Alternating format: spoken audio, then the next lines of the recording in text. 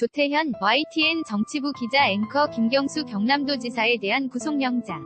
이 기각되면서 정치권에도 전운이 불고 있습니다. 일단 특검에 대한 공세를 이어가던 더불어민주당 쪽에 다소 힘이 실리는 분위기인데 야당은 여전히 특검 연장을 요구하고 있어서 8월 임시국회의 쟁점으로 떠오를 전망입니다. 이런 가운데 더불어민주당의 당대표 경선도 열기를 더해가고 있습니다. 국상황 정치부 조태현 기자 함께 이야기 나누어 보도록 하겠습니다. 안녕 하십니까? 기자 안녕하세요. 앵커 김경수 경남도지사 드루킹 특검에 대한 이야기를 좀 나눠보죠. 지금 행보를 보면 완전히 영장 기각에 대해서 다른 목소리를 낼 것 같은데 여야의 입장은 어떻습니까? 기자 완전히 다른 소리가 나오고 있습니다. 더불어민주당을 살펴보면 지금까지 특검에 대해서 정치적인 의도를 가진 특검이다. 또 불법적인 수사를 하고 있다. 이렇게 여러 차례 비판을 해왔는데요. 이번 영장 기각을 두고도 불법적인 정치행 위에 대한 사필 규정이다. 이런 반응을 내놨습니다. 또 김경수, 송인배 무비서관 등에 대한 흠집내기식 언론 플레이에 몰두를 해왔고 또 이기가 부당한 수다라는 것을 반증한 것이다. 이렇게 주장을 했는데요. 반면에 김성태 원내대표가 SNS에 글을 하나 올렸습니다. 살아있는 권력이라고 겁박을 계속하니까 특검이 제대로 된 수사를 못했다고 주장을 했는데요. 최근에 안희정 전 충남도지사가 무죄 판결을 받았죠. 같이 얘기를 하면서 안희정, 김경수 모두 무탈한 결과를 맞게 됐다 이렇게 주장을 했습니다. 공식 논평도 나왔는데요. 이 내용에는 관련자의 진술을 무시하고 김경수 지사의 일방적인 주장만 인정한 법원의 결정을 납득하기 어렵다. 이렇게 지적을 했습니다. 또 구속 사유를 보강해서 영장을 재청구해야 한다고 촉구하기도 했습니다. 바른미래당 역시 좀 비슷한 반응을 내놨는데요. 기각은 기각일 뿐이고 수많은 거짓말로 김 지사가 이미 국민을 기망해 왔다고 지적을 했습니다. 김경수 지사를 감싸고 특검을 겁박도 협박한 민주당은 진실의 부메랑을 맞게 될 것이라고 주장했습니다. 앵커 여야의 주장이 정말 상반되는데 그렇기 때문에 특검을 연장하느냐 마느냐 이 부분에 대해서도 목소리가 완전 다르겠군요. 기자 특검 연장에 대해서 자유한국당 그리고 바른미래당이 계속 강하게 주장을 해왔는데요. 먼저 더불어민주당을 보면 김경수 지사에 대한 영장이 기각되면서 여당의 주장에 조금 더 힘이 실리고 야당의 주장에 약간 힘이 빠지는 분위기는 있거든요. 여당은 특검 연장에 대해서 명분이 없어졌다고 일축하는 모습을 보였습니다. 지금까지도 연장할 이유가 없다고 반대하는 입장을 쭉 이어왔었고요. 자유한국당 김성태 원내대표는 늑장 수사로 증거가 인멸됐고 이 증거 인멸되고 부실 수사에 보은 인사를 받은 관계자에 대한 수사는 아직 시작하지도 못했다. 따라서 특검 기간을 연장을 해야 되고 국회와 대통령도 협조해라. 이런 입장을 다시 한번 밝혔고요. 바른미래당 역시 기각과 무관하게 수사 연장은 필요하다는 입장입니다. 국회에서 논란이 계속 이어지고 있는데요. 사실 특검의 연장 여부는 특검팀이 요청을 하느냐 이게 첫 번째고요. 문재인 대통령이 이것에 대해서 받아들이느냐 이것이 중요합니다. 지금 1999년에 특검법이 처음으로 도입된 뒤에 12번이 특검이 있었는데요. 이 가운데 연장이 거부된 거는 3차례에 불과합니다. 최근에는 최순실, 박근혜 특검이 있었고요. 하지만 연장을 한다고 해서 옷 로비 사건이나 노무현 전 대통령 측근 비리 특검 이런 걸 보면 연장을 한다고 해서 꼭 성과를 낸다. 이런 보장도 없습니다. 결국에 문재인 대통령의 결단 그리고 남은 기간 특검이 어느 정도의 성과를 내느냐 이것의 연장 여부가 달렸다. 이렇게 볼 수 있겠습니다. 앵커 파장이 계속 이어질 것 같습니다. 8월 임시국회가 열리는데 아주 중요한 법안 처리도 많이 남아있지만 아무래도 드루킹 특검 연장 문제 쟁점이 되지 않을까요? 기자 상당한 쟁점이 될 것으로 보입니다. 일단은 8월 임시국회는 9월 정기국회를 앞두고 열리는 마지막 임시국회인데요. 각종 민생법안도 있고 2017년도 예산안 결산도 해야 됩니다. 상당히 할 일이 많은데 어제 여야 3당이 지역특구법 그리고 규제프리존법을 30일 본회의에 처리하기로 합의했습니다. 또 상가건물임대차보호법 개정안도 처리하기로 합의를 했는데요. 아직 다소 이견이 있지만 어느 정도 진전을 본 것은 실로 보입니다. 이 임시국회를 앞두고 여야가 특별팀을 만들어서 은산분리, 또 폭염 입법 등에 대해서 이견을 좁혀왔거든요. 따라서 이번 임시국회에서는 상당한 진전이 있지 않을까 이렇게 기대를 하고 있습니다. 다만 말씀하신 대로 변수도 많은데요. 첫 번째 변수가 앞서서 말씀드렸던 드루킹 특검에 대한 연장 여부가 될 겁니다. 무엇보다 자유한국당 입장에서는 김성태 원내대표가 단시 끝에 관철한 특검이기도 하고요. 또 대여 공세의 주요 포인트이기 때문에 더더욱 집중할 수밖에 없는 상황입니다. 또 하나의 변수는 북한산 석탄의 반입 문제입니다. 자유한국당을 중심으로 정부에 설명해도 여전히 위구심이 남는다고 주장을 하고 있고요. 그러면서 국정조사가 필요하다 이런 주장을 계속하고 있습니다. 바른미래당도 비슷한 입장을 계속 갖고 있고요. 반면에 더불어민주당은 이것은 정치적인 공세에 불과하다. 따라서 국정조사는 필요하다는 입장을 분명히 하고 있습니다. 또 국군기무사 명부의 개헌 문건 역시 여당에서는 쿠데타 시도다 이렇게 주장을 하고 야당 노무현 정부 때도 대응 문건이 있었다 하면서 맞서고 있기 때문에 이 부분도 8월 임시국회의 또 하나의 변수가 될 것으로 보입니다. 앵커 변수가 참 많이 있군요. 임시국회가 어떻게 흘러가게 되는지 국회도 좀 관심 갖고 지켜봐야 될 것 같습니다. 오늘 저희가 가장 중요한 뉴스로 알려드리기는 했습니다. 경제 문제, 특히 고용 문제도 심각한 것으로 지금 지표가 나오고 있습니다. 이 통계청이 발표한 고용 동향에 충격을 받은 것 같아요. 내일 긴급 회의를 열죠. 기자 이것도 역시 8월 임시국회의 또 하나의 쟁점으로 될 것으로 보이는데요. 어제 통계청이 발표한 내용을 보면 7월 취업자 수가 작년 같은 기간에 비해서 5,000명 늘어나는데 그쳤어요. 이게 2010년 이후 최악인데 얼마나 심각한 문제인지 설명을 드리자면 2008년에 세계적인 투자은행이죠. 리먼브라더스가 파산한 사태가 있었습니다. 2010년 은이 영향을 받은 시기였거든요. 그런데 지금은 이렇게 뚜렷한 악재가 없는데도 그때만큼 고용 상황이 안 좋다고 볼 수 있는 거고요. 따라서 최근에는 또 신규 고용 인원의 목표를 32만 명에서 18만 명으로 줄였는데 지난 정부에서도 20만 명 이하로 내려간 적은 없습니다.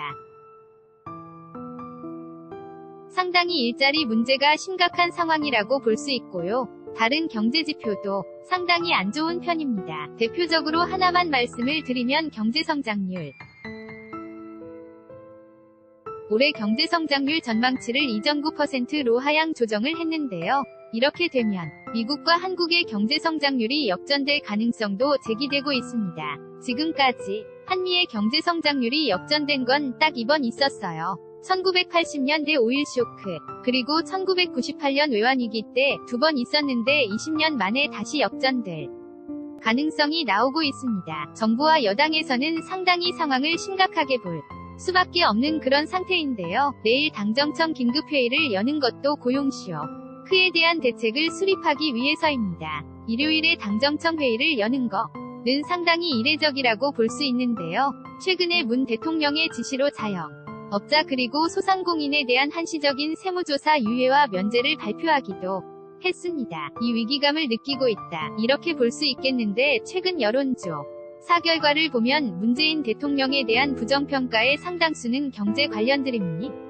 따라서 정부와 여당에서도 경제를 어떻게 살리고 고용을 확대할 것인가, 이 부분에 대한 고심이 깊어질 수밖에 없을 것으로 보입니다. 앵커 러스입니다. 조태현 기자, 경제 취재도 오래 했기 때문에 분석적으로 살펴주셨는데요. 이제 정치적으로 야당은 이걸 근본적인 원인을 짚고 문제를 제기하고 있습니다. 그러니까 문재인 정부의 소득주도성장의 실패다, 이걸 인정해라 이렇게 압박하고 있는 거죠. 기자 그렇죠. 야당의 공격 포인트는 소득주도성장에 있습니다. 이게 현실을 고려하지 않고 이념을 앞세운 정책이라 는 게 야당의 주장인데요. 따라서 문재인 정부의 경제정책 실패는 소득주도 성장의 실패다, 이런 것이 야당의 주장입니다. 자유한국당이 오늘 논평을 하나 냈는데요. 이 내용을 보면 경제자살, 일자리 학살 정부, 이렇게 아주 강한 단어를 써서 비판을 하기도 했습니다. 근본적인 해결책은 내세우지 않고 자영업자 세무조사 면제 같은 미봉책만 나왔다는 비판입니다.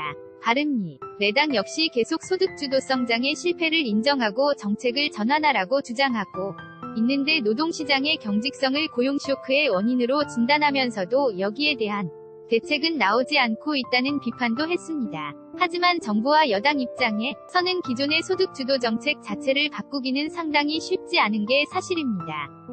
또 여기다가 혁신성장은 아직까지 성과가 뚜렷하지 않은데요. 따라서 이번 임시국회뿐만이 아니라 앞으로의 전국 상황에서도 경제정책에 대한 비판은 끊임없이 이어질 것으로 보입니다. 앵커 청와대에서는 혁신성장이 이루어지고 나서는 일자리도 좋아질 것이다. 오늘 저희가 뉴스에서 전해드렸는데요. 그렇게 주장을 하고 있습니다. 각 당 정당 상황도 짚어보도록 하죠. 이번에는 더불어민주당 대표 경선 막바지에 접어들고 있습니다. 오늘 일정, 이 당대표 후보 대의원 대회에 참석하죠. 최종적으로 어떤 일정인지 기자, 대의원회의 마지막 일정인데요. 어제 인천에서 했고 오늘은 경기에서 했고 잠시 뒤에 서울에서 합니다. 더불어민주당 전체 권리당원이 73만 명인데 수도권의 44%가 있습니다. 앵커 거의 절반에 가깝군요. 기자 그렇습니다. 이게 왜 중요하냐? 권리당원이 왜 중요하냐면 전당대회 경선의 규칙을 보면 알 수 있는데요. 그래픽을 하나 준비해 왔습니다. 먼저 대의원 투표가 45%가 적용이 됩니다. 권리당원 ARS 투표가 40%나 들어가거든요. 승부에 되게 중요하다고 볼 수가 있고요. 일반 여론조사 10%, 일반 당원 여론조사가 5%입니다. 권리당원 ARS 투표는 20일부터 진행이 되는데요. 수도권 세 후보 모두 인연이 있는 만큼 상당히 집중하는 모습을 보이고 있습니다. 먼저 기후순대로 송영길 후보부터 살펴보면 초반에 세대교체론을 내세웠습니다. 후보 중이 유일한 50대거든요. 이후에는 정책, 행보도 계속 이어가고 있는데요. 최근에는 연동형 비례대표제를 도입하고 국회 선진화법도 개정하자고 주장을 하고 있습니다. 연동형 비례대표제는 당이 주장하는 독일식 비례대표제인데요. 여기에 대해서 야당이 주장하니까 이 논의를 시작하고 대신에 국회의 법안 처리 같은 것들이 어렵게 할 수 있는 국회 선진화법에 대한 논의도 시작해서 문재인 정부의 성공을 이렇게 이끌겠다는 주장입니다. 앵커 주고받을 게 있다 이 얘기군요. 기자 그렇죠. 그러면 세대교체론도 계속적으로 주장을 하고 있는데요. 어제 인천시당에서 있었던 대의원 대회에서 송 후보의 발언도 한번 준비해 봤습니다. 송영길, 더불어민주당 대표 후보, 저 송영길, 56세입니다. 사선 국회의원과 인천광역시장으로 이제 준비됐다고 생각하는데 동의하십니까? 30년 집권을 이해찬 후보가 말씀하시는데 이를 위해서도 이번에는 세대교체가 필요합니다. 기자 다음은 김진표 후보인데요. 김진표 후보는 경제관료 출신이라는 점을 계속 강조하고 있습니다. 당대표가 야당과의 싸움을 이끄는 역할만 할 것이 아니라 경제정책을 이끌어야 된다. 이렇게 주장을 하고 있는데요. 경제관료 출신이죠. 그리고 참여정부에서 재정경제부 장관, 교육인적자원부 장관 등을 역임했습니다. 정책에 있어서 상당한 경험을 가지고 있다고 볼 수 있고요. 또 각종 논란에 휩싸였죠. 이재명 경기도지사 탈당을 요구했습니다. 그러면서 강성 친문들의 지지를 받고 있다. 이 점도 강점으로 볼 수 있겠습니다. 김진표 후보의 발언도 준비했습니다. 김진표, 더불어민주당 대표 후보, 무엇보다도 민주당이 민생을 살려내는 유능한 경제 정당이 돼야 합니다. 중산층과 서민으로부터 사랑받는 정당, 현장에서 국민 과 울고 웃는 현장 정당이 돼야 합니다. 기자 마지막으로 기호 3번인 이해찬 후보입니다. 출마 전부터 이해찬 후보가 나온다면 이거는 이해찬이냐 아니냐의 경쟁이 될 것이다. 이런 말이 나올 정도로 상당히 좀 경쟁력을 갖춘 후보다 이런 평가를 받고 있는데요. 당과 문재인 정부의 성공을 위해서 20년 집권론을 내세웠습니다. 20년 집권을 위해서는 강력한 험을 갖춘 또 강력한 리더십을 갖춘 리더가 필요하다 이렇게 주장을 하고 있는데요. 최다선 의원이고 실세 국무총리까지 지냈습니다. 총리일 때는 국회에 출석해서는 일반적으로 부드럽게 응대하는 경우가 많거든요. 하지만 당 의원들에게 마초통을 치기도 하고 이렇게 강한 모습을 여러 차례 보여주기도 했습니다. 당내에서 호불호가 갈리고 소통이 부족하다는 평가도 있었는 돼요. 이런 부분에 대해서 노력을 하겠다고 강조했고요. 그러면서 강한 더십을 계속 강조를 하고 있는데 이해찬 후보의 말도 한번 들어보시죠. 여는 대과로 이해찬 더불어민주당 대표 후보 야당의 거센 공격을 꺾을 수 있는 추상 같은 단호함이 있어야 합니다. 야당 대표를 압도할 정치력이 필요합니다. 때로는 무분별한 비난과 부당한 질타도 감당해야 합니다. 앵커 지금까지 경선 과정을 정리를 해봤습니다. 그렇다면 어떤 후보가 좀 앞서 보이는지 판세를 정리해볼까요? 기자 이게 진짜 예측하기가 진짜 어렵습니다. 지금 오리무중의 판세라고 볼 수 있겠는데요. 최근의 여론조사 결과가 얻는데 이 내용을 준비해봤습니다. 최근 여론조사를 보면 일반적인 조사 결과인데 이해찬 후보가 32%, 송영길 후보가 21.9%, 김진표 후보가 21.1%로 집계가 됐습니다. 전국에 2,000명 이상 대상으로 조사를 한 거고요. 그런데 민주당 당원만 두고 여론조사한 결과는 조금 판세가 다르게 나옵니다. 이해찬 후보가 38.5%로 나오고요. 김진표 후보가 3위였는데 28.7%로 2위로 격차도 줄어들었습니다. 송영길 후보가 18.3고요. 이 가운데서 가장 중요한 권리당원만 보면 격차가 더 좁혀지기는 합니다. 다만 이 여론조사를 보면 표본이 적어서 상당히 정확한 결과라고 보기는 어려운 부분이 있는 건 사실입니다. 따라서 여론조사 결과로 봐도 판세가 어떻게 될지 예측하기가 쉽지 않은 셈인데요. 결국에 중요한 거는 친문의 마음을 누가 얻느냐, 이것이 가장 중요할 것으로 보입니다. 최근에 문재인 대통령과 더불어민주당의 지지율이 하락세를 보이고 있는데요. 그렇다고 해도 여전히 50%가 넘는 문재인 대통령의 경우에는 50%가 넘는 상당히 높은 지지율을 계속 이어가고 있습니다. 각 후보들이 자신이 친문이 라는 점을 내세운 것도 이런 측면이랑 무관하지 않은데요. 이해찬 후보는 봉하마을 참배로 후보운동을 시작했고요. 김진표 후보는 이재명 시장의 탈당 요구를 하면서 시작을 했고, 지사죠. 송영길 후보는 새로운 문재인 후보 의 측근이다. 그래서 신문이라고 강조하는 전략을 펴는 것도 이런 측면과 좀 무관하지 않아 보입니다. 앵커 비슷한 듯하지만 모두 전략 포인트를 가지고 살짝 다른, 기자 조금씩 다르다고 볼 수 있습니다. 앵커 마지막으로 자유한국당 상황을 좀 살펴보죠. 김병준 비상대책위원장 이제 들어선 지 한 달이 지났습니다. 연착륙을 했다. 이렇게 평가할 수 있을까요? 기자, 지난달 17일 날 취임했으니까 이제 딱 한 달이 됐습니다. 대체적인 평가는 지금까지는 좀 연착륙의 조짐을 보여주고 있다. 지금까지는 괜찮다. 이렇게 보는 시선이 많은 것 같습니다. 가장 먼저 내세운 게 탈국가주의입니다. 시장 자율에 맡겨야 된다는 말인데요. 국가주의라는 말이 조금 어려운 대국가를 가장 우선시해서 국가권력, 그러니까 공권력을 말하죠. 공권력이 사회 전체를 지배하는 중심이라는 점을 인정하는 사상을 말합니다.